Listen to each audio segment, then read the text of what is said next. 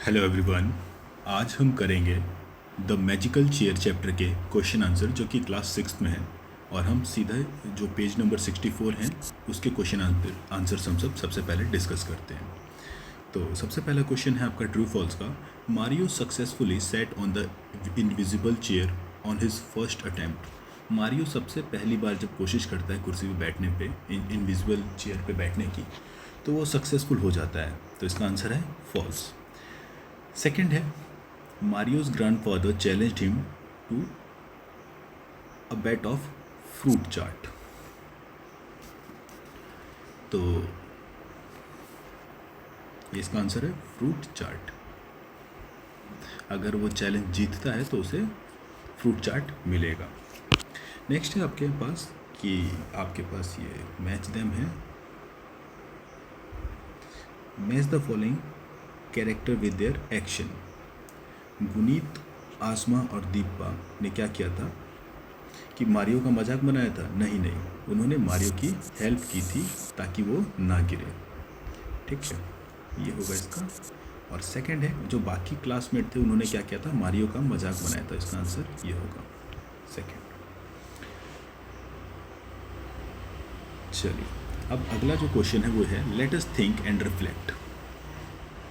तो इसके आंसर आपको आराम से यहाँ पे दिख जाएंगे, तो आप यहाँ से नोट डाउन कर सकते हो उनके आंसर। और ये रहा आपका पहले का आंसर इनविजिबल, दूसरे का स्पेशल। फिर सेकंड है why was it tricky to sit on the chair. जो कुर्सी है उस पर बैठना मुश्किल क्यों था? वो उसका आंसर ये है it was tricky because the chair was invisible so Mario couldn't see. क्योंकि जो चेयर था वो इनविजिबल था, इस वजह से मारियो देख नहीं पाता था। सच्चाई तो यही, आप जानते हो कि वहाँ पे चेयर था ही नहीं। ठीक है, तो इसलिए बैठना इम्पॉसिबल था। तो इसका आंसर आप ये भी ले सकते हो because there was no chair. मैं अपना पेन चेंज कर लेता हूँ। Because there was no real chair. आप ये भी आंसर लिख सकते हो अगर आपको अच्छा लगे। बाकी ये भी करेक्ट आंसर है, दोनों सही है आप लोग के हिसाब से। सेकेंड है why does Mario's grandfather call the chair special. तो ये बहुत इंपॉर्टेंट क्वेश्चन है। तो मारियो के ग्रैंड फादर ने जो कुर्सी थी उसको स्पेशल क्यों कहा था? तो इसका आंसर है because it has magic and could help Mario to discover who his real friends are. मतलब उसके सच्चे कौन दोस्त हैं वो उसको पता करके बता दे कि ये मैजिकल चेयर। फिर यहाँ पे फिल इन द ब्लैंक्स है, ये आप यहाँ से देख सकते हो। फिर यहाँ पे आपके पास कुछ हैं एडजेक्टिव के बारे में। तो ब्रेव क्या होता है? सोल्जर। क्लेवर क्या होता है? प्लान। टेस्टी क्या होता है? पीनट। हैवी क्या होता है? रेन। स्लाइट क्या होता है? कोल्ड। और ट्रू क्या होता है? फ्रेंड्स। और आप यहाँ पे सेंटेंस बना सकते हो ब्रेव सोल्जर, बना सकते हो the brave soldier marched ahead. ठीक है, रिया मेड अ क्लेवर प्लान। आप इसके बाद ये सारी चीज़ें यहाँ से नोट डाउन कर सकते हो। ठीक है, यहाँ पे आपके पास चीज़ें हैं ये रही। और complete the paragraph with suitable adjective noun pairing. तो आप एडजेक्टिव और नाउन की पेयरिंग कर सकते हो। और आपको पता है कि एडजेक्टिव वो वर्ड होते हैं जो नाउन या फिर प्रोनाउन की विशेषता बताते हैं। ठीक है, तो बॉय क्या है यहाँ पे? नाउन है। और हैप्पी क्या है? एडजेक्टिव। बुक क्या है? नाउन। ओल्ड क्या है? एडजेक्टिव। तो स्टोरी क्या है? नाउन। अमेजिंग है एडजेक्टिव। कैसल क्या है? नाउन। ओल्ड क्या है? एडजेक्टिव। यहाँ पे क्रिएचर क्या है आपका? नाउन। और कलरफुल क्या है आपका? एडजेक्टिव।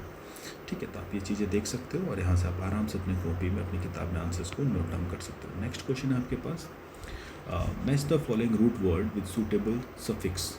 आपको जो रूट वर्ड है उनके साथ सूटेबल सफिक्स डालना है। सफिक्स वो होते हैं जो वर्ड के पीछे लगते हैं और उसके मीनिंग को थोड़ा सा चेंज कर देते हैं, मॉडिफाई कर देते हैं, उसे हम बोलते हैं सफिक्स। तो मैजिक के साथ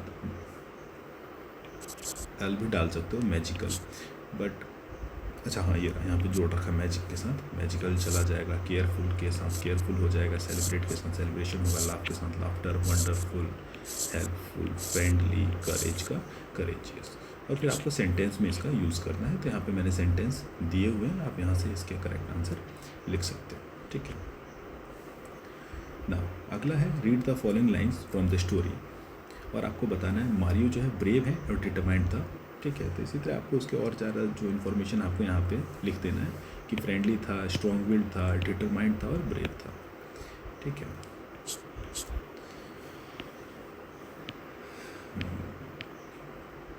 चलिए अब यहाँ पे है लेट अस डिस्कस में आपको करना है। Mario was very proud of having so many friends.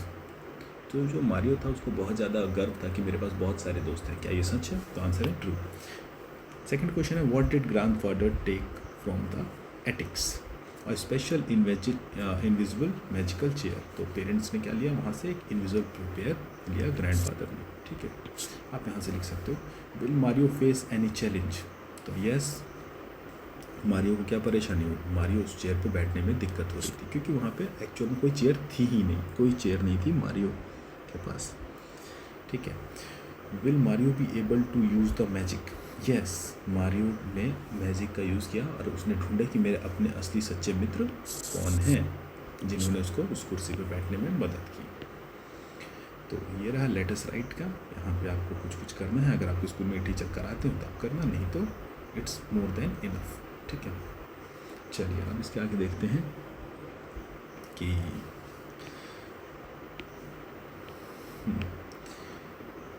ये लास्ट है आपका। यहाँ पे एक वर्ड है आपका एक्रोस्टिक पोएम। एक्रोस्टिक पोएम वो पोएम होती हैं या वो शब्द होते हैं जिनके पहले शब्द से कुछ नया वर्ड बनता हो। जैसे फन, फ्रेंड्स का क्या होगा? Fun loving, respectful, inspiration, encouraging, noble, dependable और सपोर्टिव। ठीक है, तो ऐसी चीज़ों को बोलते हैं फ्रेंड्स एक्रोस्टिक पोएम। आपके काम की चीज़ें ये नहीं हैं, बट जो बुक में है वो मुझे कराना था तो मैंने ये करा दिया। तो आप देख सकते हो कि ये आंसर यहाँ पर, आप इजीली यहाँ से आंसर नोट डाउन कर सकते हो। अगर कुछ बेहतर एक्सप्लेनेशन चाहिए तो आप कमेंट सेक्शन बता सकते हो। I will explain it better, but मुझे पता है कि आप लोगों को ज़्यादा आंसर चाहिए, सो मैंने उसको फटाफट आंसर के हिसाब से ही ये वीडियो बनाई है। Thank you and have a nice day.